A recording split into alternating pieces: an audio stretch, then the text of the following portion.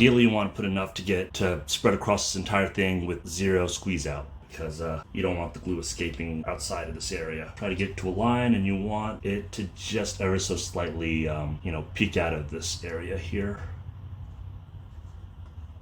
This part's always a little tricky. Just peeking out a little bit, lock it in place.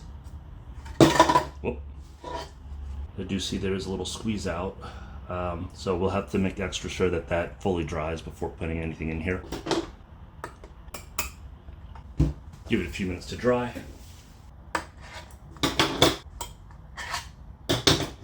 Got a little glue on the tape. That's why you don't want squeeze out. Or you could try to do it without the tape. Got a little glue on the tape here too. It's barely noticeable there. So these are going to be the tabs for the bottom. These are the tabs for the top. Going to be a little rough slotting in the bottom by design. That means it's even harder for it to accidentally open.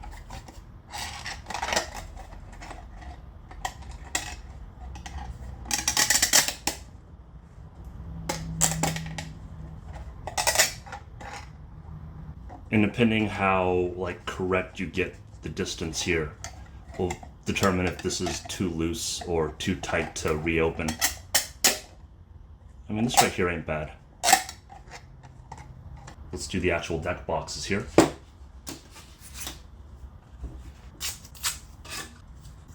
Ooh, that's a lot. Probably first squeeze out the glue from the center and then kind of scrape outwards.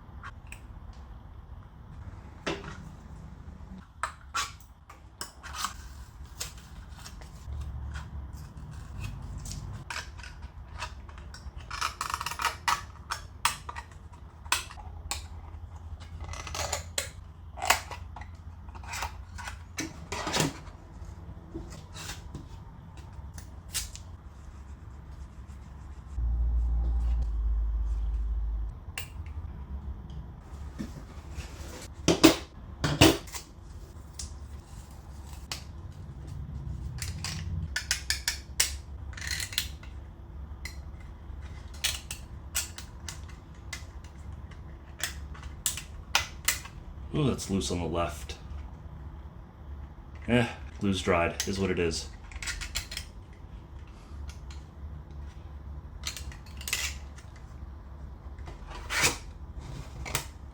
Texture on this one's different. I was playing with the fill pattern for some other print and I forgot to switch it back before I did this one. So you see it's not the usual diagonal lines. It's fine, it's whatever.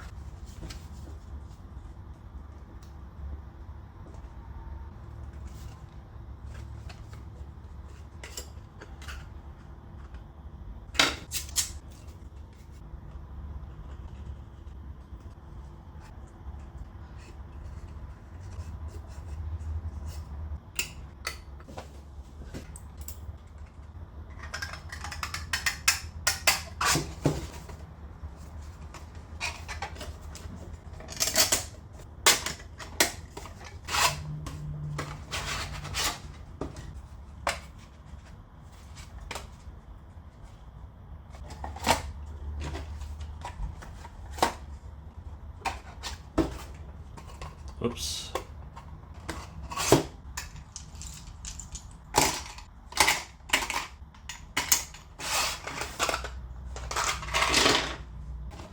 Something to note is that when you're closing this, this tab here can kind of clip this one right there, cause more wear, so it may be a good idea to flip this one the other way around. Hopefully there's less wear on it. And then let's talk about this design. So I think there's a few risks with this design, especially this hex window right there, in that it can create a light cheese grater effect over time.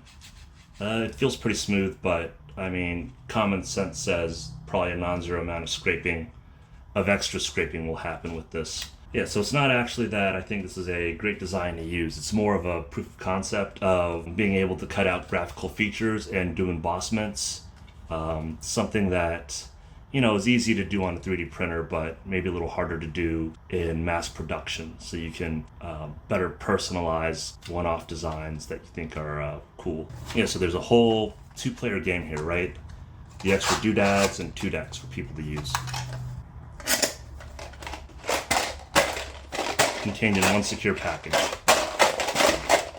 You know, don't do this to your box, but just, you know, it's secure. So a few extra tests on the fill pattern, such as this right there. Instead of diagonals, it kind of just traces out the edges of the perimeter until it goes to the center.